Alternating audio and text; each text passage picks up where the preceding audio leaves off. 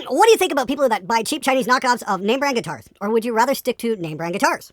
I just can't stand it when people buy and play these stupid, cheap Chinese knockoff guitars.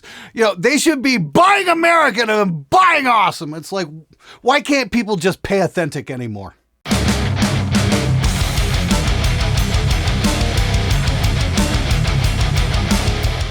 All right, everybody, how's it going? Hope you're having an amazing summer. So I'm just going to confess here a little bit. I'm shooting this a few weeks in advance.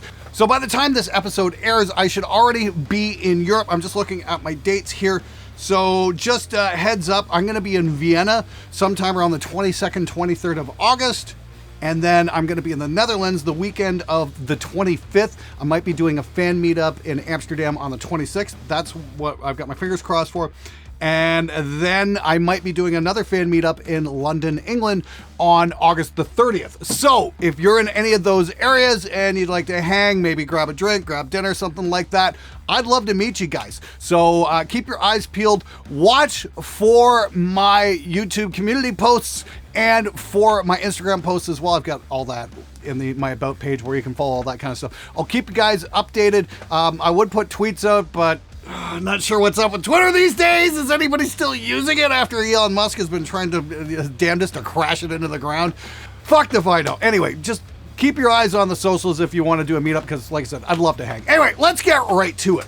Hey Glenn, a quick question. You said that you should mix your song with good studio monitors and then do the real life check. Why don't you mix the song in a real life situation, shitty notebook speakers for example, from the beginning? If you can make them sound good there, why should it sound bad in another real life situation? Dude, that is a most excellent question. Thank you so much for asking that, because I'm sure a lot of guys just starting out want to know that sort of thing. Well, why do I have to go out and buy a whole new set of speakers? This is the thing. I think a lot of us, anyway, I know I did, I know Andy Sneap did, all started mixing on home stereo speakers. And then we realized, what we're working on doesn't work in the real world. It's like, because those speakers lie to you. That's why, because we need speakers that are a flat frequency response, or at least as flat as we can get them, so we can make informed choices when we're making mix decisions. If our speakers are designed to enhance the bass and really kick out the jams on the bottom end, we're probably going to turn the bass down on a lot of stuff. And then when we go to play it on other systems, we might find that it's very bass weak. So it's very important we get something with a flat response. I go for the real world mix test in car stereos and that kind of thing, so I can hear what's going on with the bottom end outside, and I'll play, a critical piece on several different systems. So it's very important you start with a blank canvas and not something that's going to skew your results from the get-go, because I guarantee you're not going to like where it winds up. It's better to work with something with a flat frequency response, like studio monitors, and then go check it in the real world to make sure you're getting the desired result, as opposed to, say, mixing on a car stereo from the get-go and then realizing your mix doesn't work anyway. Trying to save you some work. Might not save you some money, but this is definitely going to save you some work. Or you could be like my bandmates and release an album via cassette tape in 2019. Genius! They put out a cassette in 2019. What was the thought process there? Oh, it'll be harder to copy. It'll be harder to listen. Who the fuck uses tape in 2019? I think I've still got a cassette deck somewhere down in my basement in case I ever want to dig up some of my old Dr. Demento tapes or something. That I used to make as a kid. Those are fun, sure. But as a primary listening system, no!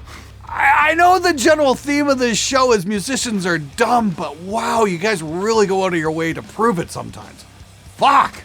Nice video, Glenn. What happened to all your studio gear? Did you sell it all and go totally in the box with plugins? I noticed that you don't have any outboard anymore, and therefore no ability to record acoustic drums. Are you using TuneTrack for drums? A question of the curiosity, not comments or criticism. Love the F-bombs. More people need those. Long live Zappa. Oh, no. Everything's still here. I just moved all my amps out of the way so I could have some space in here.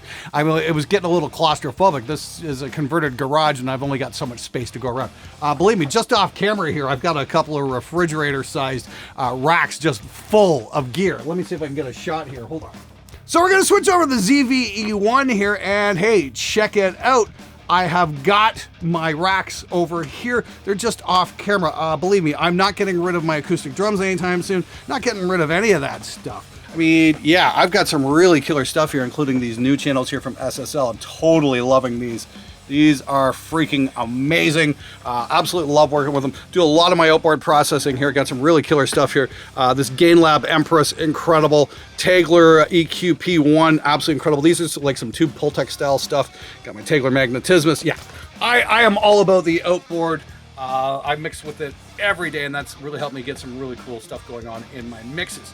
Now here's something coming up in the future. I demoed that Neumann MT48 there a couple months back, and I'm probably going to switch over to a full-on AES67 system in here just so I can route all my outboard in and out and do it as efficiently as possible, because I love working with that stuff. It's great, but it can get a little weird sometimes. So going on to a full-on networked audio situation is going to be really fucking cool.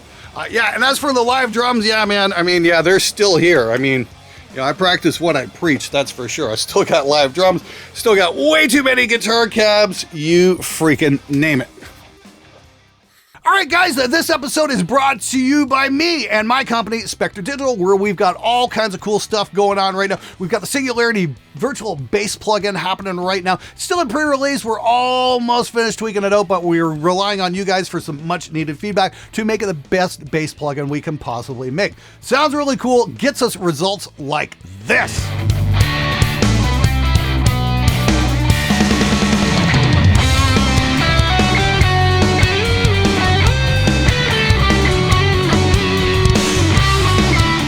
Yeah, that was a program bass. Pretty damn happy with how that one turned out, that's for sure. You can go check it out over at spectredigital.com. We've got all kinds of other cool stuff happening as well, like the Cock Blocker plugin, definitely saves a lot of editing time when you're working on your guitar mixes, and of course the Prism platform.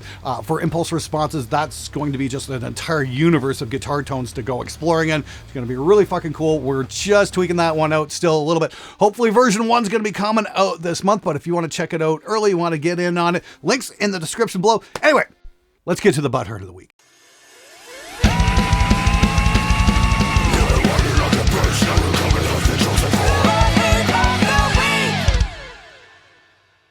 Everyone is anti-Gibson until they can actually afford one. That's nice, SMH.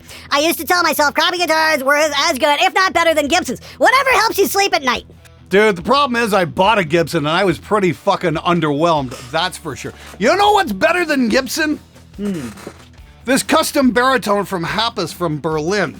This is an awesome guitar because it's tuned down an octave and it has an Evertune. You ever see a Gibson with an Evertune? That might be a really good idea, actually. Wow, a Gibson that can stay in tune. Imagine that!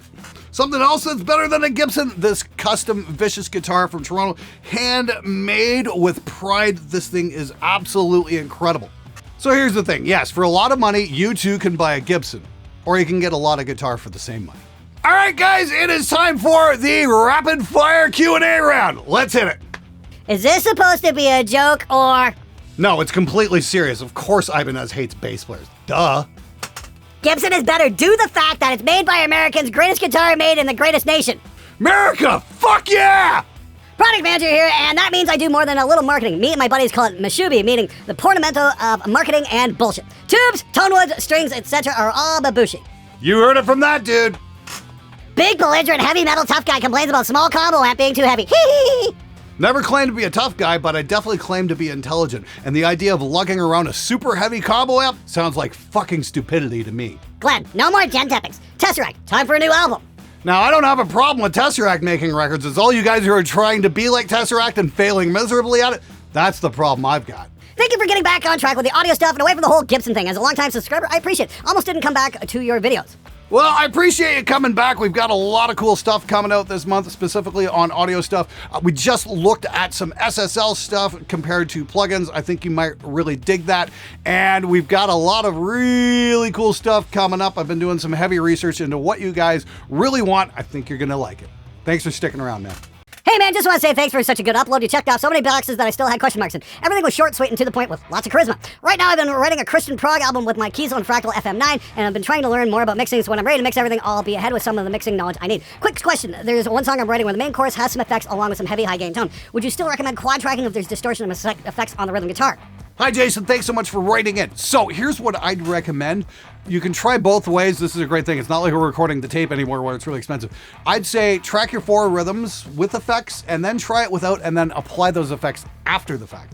See how that works out for you. See what works better. See what's going to sound the best. The big question is, I just don't know because I'm not in your particular situation. Ultimately, you are going to have to make that decision for yourself. But for what it's worth, when I'm tracking stuff, when a guitar player wants a special effect on a rhythm track, I'll be like, okay, let's at least get the sound dry and then see what we can do after the fact and make it work that way. Glenn, if you ever have a moment where you can't find something to create content on, perhaps you could review your taste of anime by music. I realize a lot of the music in ambient pieces such as good as might be interesting, but there's so many good choices. Even a series that isn't too great story-wise has some real earworm music tracks, plural. Conversely, video game tracks. You know, that's the thing. I've got turned on to a lot of cool Japanese bands by anime. You know what I mean? It's like artists I would have never ever listened to, like Yui. I would have never listened to if it weren't for Full Metal Alchemist. That's for sure. All I can say is right now I've got an anime cover in the works. I'm working with a Toronto band called Sticks and Stones, and these guys just blew me away. Their performance was amazing. The guy's got such a great voice. I think you guys are really going to like it. Killer song. Not going to give away what it is quite yet, but the mix is on the go as we speak, and we're getting some pretty damn good results. That's all I can say. Stay tuned for that. Here's a good question. How many of you guys are into anime, and what is your favorite anime right now? Leave a comment below. I want to hear from you because I'm always down for new anime suggestions. For what it's worth, I'm really into the second season of Mushoku Tensei. That was like the only anime I've ever not only read or watched all the episodes. I read the manga and then I read the light novels because it was just such a great story. Total scumbag, gets redemption, lives a better life. Interesting stuff. Highly, highly, highly recommended. It's creepy as fuck in the beginning, but he learns. Very creepy in the beginning. Hey Glenn, I'm using a combo amp and mic. I would love to hear your experience on mics, how different mics give you different tune. Dynamic, condenser, ribbon. Why you should use one over the other, what position is better for each kind of mics. Cheers, man. Is that something you guys want to see? I mean, like, I think I've kind of covered that. Maybe I could do that again. Dynamic versus condenser versus ribbon.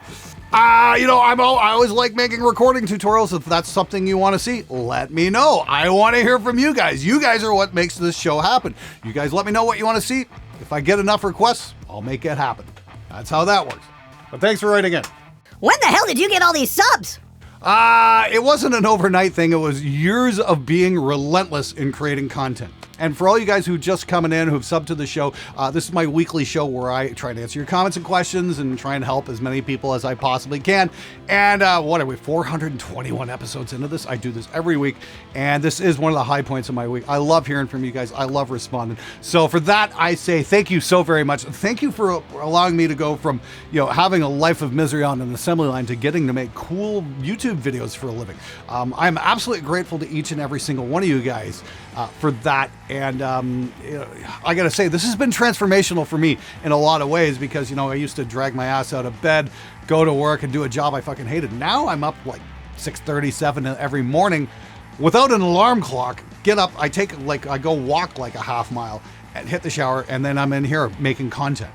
And I do that solely because I love what I do. So for that, I say I am absolutely and eternally grateful to all you guys. Thank you so very much for that. You guys have definitely made my life much better in every aspect, and I'm absolutely great. Anyway, have a wonderful weekend, everybody. Stay safe. And if you're in Vienna, Amsterdam, or London, I'd love to meet you. Keep your eyes peeled.